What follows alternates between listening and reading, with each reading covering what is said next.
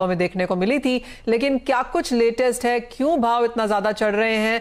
ये जानने के लिए हमारे साथ जुड़े हैं all India sugar trade association के प्रफुल्ल विठलानी। प्रफुल्ल जी नमस्कार, नए वर्ष की शुभकामनाएं आपको। क्लियरली आपने जो अभी डेटा हमें भेजा है एक्सपोर्ट के नंबर्स का, बहुत बुलिश है इंडस्ट्री के लिए, और क्या आपको लगता है यही एक रीजन है जिस तेजी का? हाँ, ये ऐसा था कि पहले हमें लगता नहीं था कि 3 महीने में 22 लाख टन की डिस्पैचेस हो जाएगी, पर जो अभी हमारी एसोसिएशन ने डाटा डॉक्टर अमीन कंट्रोलर से जो मिलाया है, तो वो 22 लाख टन की डिस्पैचेस शुगर फैक्ट्री से एक्सपोर्ट के लिए हो गई है, जो अक्टूबर और दिसंबर में लास्ट ईयर जो भी, तब तो पॉलिसी भी नहीं आई थी कोई, यानी लास्ट ईयर तो हमको कुछ सब्सिडीज की जरूरत थी,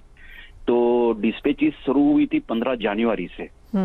तो उसके पहले ही 22 लाख टन की तो शुगर इंडस्ट्री से डिस्पैचेस पोर्ट की ओर चली गई है। और दूसरी बात बहुत अच्छी हुई है, वो ये है कि 17 लाख टन की निर्यात हो चुकी है 3 महीने में, और हमने अभी तक 40 लाख टन के डील्स हो चुकी है ये वर्ल्ड मार्केट में। तो हिंदुस्तान के पास सिर्फ 20 लाख टन चीनी बची हुई है अब निर्यात करने के लिए, क्योंकि बाकी चीनी हमें हमारे डोमेस्टिक कंजप्शन के लिए लगेगी, तो हम शायद इससे ज्यादा दे नहीं पाएंगे, हिंदुस्तान इससे ज्यादा दे नहीं पाएंगे। आई थिंक वो एक फंडामेंट जी या प्रफुल्ल भाई, आई थिंक जब तक हम एक्सपोर्ट करें तब तक तो फिर भी ठीक है, लेकिन अगर आप ये कह रहे हैं कि इससे ज्यादा हम एक्सपोर्ट नहीं कर पाएंगे, वो इंटरनेशनल मार्केट्स के लिए और भी बुलिश क्यों होगा? हाँ, क्योंकि ऐसा है कि मनीषा जी, ये जनवरी से, मैं पहले भी एक बार बता चुका हूँ कि जनवरी से अक्टूबर महीने तक हमने 70 लाख टन चीनी दी थी वर्ल्ड को, जनवरी ये 2021 में। अब हमारे पास है सिर्फ 20 लाख टन, तो ये वर्ल्ड को 50 लाख टन चीनी कौन देगा, जबकि ब्राजील का उत्पादन सेम होने की उम्मीद है। और क्रूड जिस तरह से आज तेजी में हुआ है, और अगर क्रूड ऐसे ही समझो $85 क्रॉस WTI पे क्रॉस कर लेता है, तो जब ब्राजील की सीजन चालू होगी तो क्रूड की पेरिटी होने से इथेनॉल वहां ज्यादा बनेगी, शुगर कम बनेगी, क्योंकि वहां पे फ्लेक्सिबिलिटी 10-15% की रहती है कि चीनी ज्यादा बनाना या इथेनॉल ज्यादा बनाना। तो ऐसे समय पे ये मुझे ऐसा लग रहा है कि फंडामेंटली शुगर बहुत तेजी में है एक, पर जहां तक टेक्निकल है तो न्यूयॉर्क में जैसे कल 1860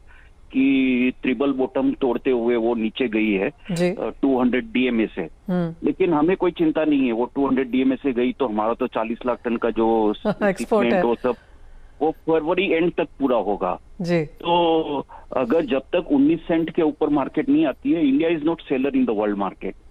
ये मेरे ख्याल से 2-3 दिन में ही वो वर्ल्ड मार्केट जो है वापस ऊपर आनी चाहिए।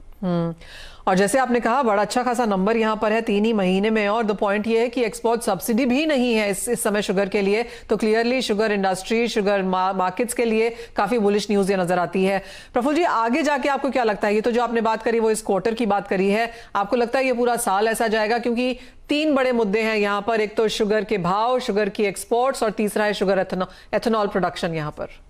देखिए, ऐसा है कि आज की तारीख में शुगर इंडस्ट्री जो चीनी बेच रही है डोमेस्टिक मार्केट में, वो यहाँ से 10% तो मिनिमम ज्यादा होना चाहिए, क्योंकि 2 साल से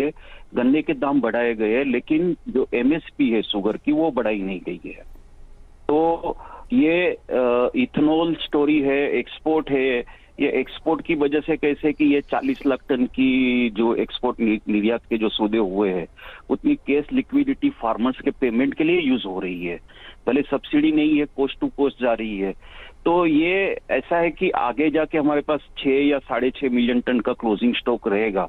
तो domestic prices will depend mostly on monthly release mechanism by government,